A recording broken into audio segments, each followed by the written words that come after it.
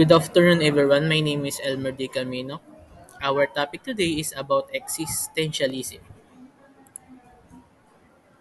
What is existentialism? Existentialism is the philosophical belief we are each responsible for creating purpose or meaning in our own life. Our individual purpose and meaning is not given to us by gods, governments, teacher, or other authorities. Ang existentialism ay nagtuturo sa atin na tayo ay may kalayaan na pumili ng ating sariling landas at tukuyin ng ating sariling kahulugan. Existentialist view. We are thrown into existence first without a predetermined nature or only later do we contract our nature or essence through our action. Ang ating mga pagkilos ay nagiging ating essence sa pamamagitan ng ating mga pagpipilian. Tayo'y nagiging kung sino tayo. Viktor Frankl. Frank believed that humans are motivated by something called the willing to meaning which equities to a desire to find meaning in life. Ayon kay Frank, ang tao ay hindi lamang naghahanap ng kasiyahan o kaligayahan, kundi naghahanap din ng kahulugan sa kanyang buhay. Ang will to meaning ay isang pangunahing pangganyak ng tao na nagtutulak sa atin na maghanap ng layunin, kahulugan at pag-asa sa ating mga karanasan. He argued that life can't have meaning even in the most miserable or circumstances and that the motivation for living comes from finding that meaning.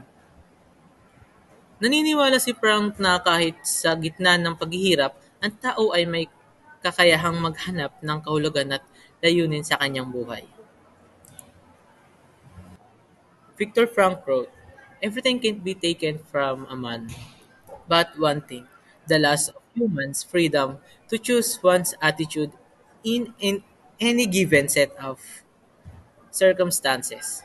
In this way, Frank believed that when we can no longer change a situation, we are forced to change ourselves. Ayon kay Frank, kapag hindi natin mabago ang sitwasyon, ang ating tanging opsyon ay baguhin ang ating sarili. Ang pagbabago ng ating pananaw at saloobin ay nagbibigay sa atin ng kapangyarihan na harapin ang anumang hamon.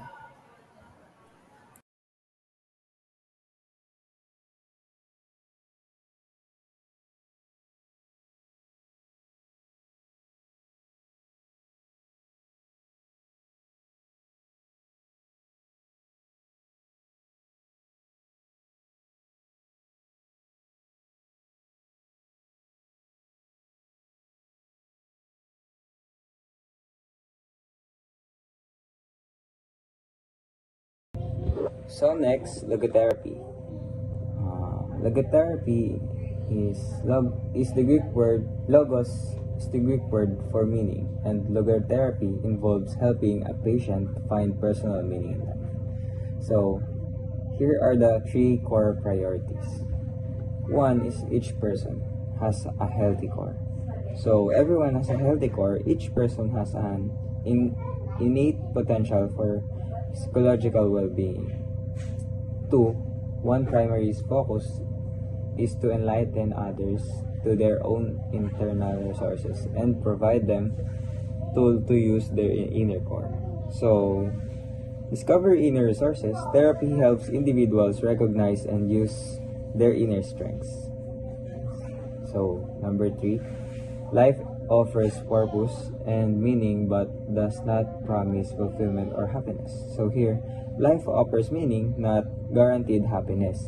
While life presents opportunities for meaning, it doesn't promise fulfillment or comfort, encouraging people to find purpose even in suffering. So next slide. Methods of finding meaning. Frank believed that meaning of life can be discovered in three distinct ways. First, by creating a work of doing a deed. So, By creating or accomplishing something, meaning came from work, achievements, or contributing to the world. Number 2, by experiencing something or encountering someone. Through experiences or relationship, engaging deeply with people or life's beauties can provide purpose. Next. Last, number 3, by the attitude that we take toward unavoidable suffering. Through one's attitude toward suffering, finding meaning in how we handle individual pain or hardship is central to resilience. If an example that is often given to explain the basic tenets of logotherapy is the story of Frank meeting with an elderly general practitioner who was struggling to overcome depression after the loss of his wife. Frank helped the elder man to see that his purpose had been to spare his wife the pain of losing. So basically, a famous example that an elderly doctor grieving his wife's death frankly helped him see that his purpose has been to spare her the pain of losing him. Yes, that's it. Good day. So now let's proceed with the basic assumption. So logotherapy has 6 assumptions. The first one is the body, mind, and spirit. A human being is made up of body, mind, and spirit. So Frank said that our true essence is our spirit. So for example, I am the human being. I have a physically fit body. I am mentally stable, so that is my mind. But still, I am still seeking for that fulfillment or that purpose in my life. So the spirit, ayun yung parang mag-push or yung magiging motivation ko to seek for that meaning. So number 2 is life has meaning in all circumstances. Sabi dito, life holds meaning under all conditions or situations. Ibig sabihin, we can still find the meaning of our lives even in the most difficult times. So ibig sabihin, kahit pinakamahirap pa yan or pinakamadaling sitwasyon ng buhay natin, we can still find the meaning of our lives. So for example, I'm gonna use myself as an example. So kunwari ako, I am going through some severe illnesses. So let's use cancer as example. So kunwari ako, I have a cancer. So kunwari lang yun. Of course, I felt devastated. Of course, it was a severe illness. So, but later on, because of that situation na pinagdaanan ko, marirealize ko na, okay, my purpose in life was to give a motivation to other people for them to seek light in that situation na pinagdaraanan ko rin. The next one is human have a will to meaning. So, sabi dito, our primary motivation in life is to find the meaning. Why? Because meaning, ito daw yung parang nagpo-push or nagmamotivate sa atin to endure the challenges na nararanasan natin. So, for example, example ko ulit sarili ko. So, kunwari ako, nawalan ako ng trabaho. Siyempre, malungkot sa akin yun. But later on, makakahanap ako ng panibagong passion or mahanap ko yung another career path na siguro mafe-feel ko na mas satisfied ako dun sa bagong career path or passion na nahanap ko. So, ayun, by losing my old job, nahanap ko yung para sa akin talaga or yung real purpose or meaning ng buhay ko. The next one is freedom to find meaning. So, in any situation, individuals have the freedom to choose their attitude and find meaning.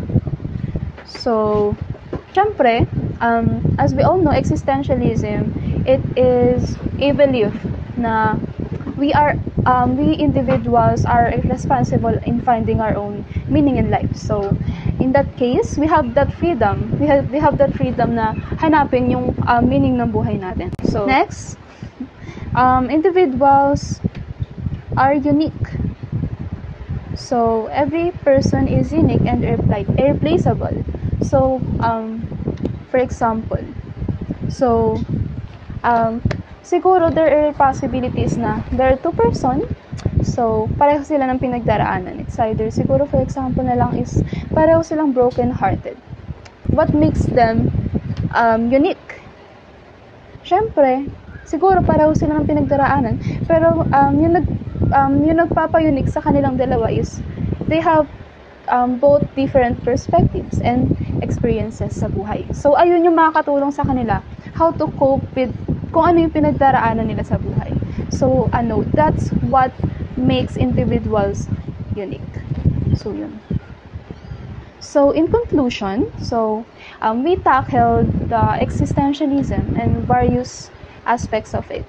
So, in short, existentialism, it is a belief or philosophy that emphasizes individual freedom, choice, and the belief that people create their own meaning in life. So, it focuses on the idea that we are responsible for our actions and we must live authentically despite life challenges. So, ayun, in simple word, so existentialism, it is a belief na we are all responsible on our own life, on finding our own meaning in life. So, that's all. Thank you for listening, and I hope you learned something. Bye!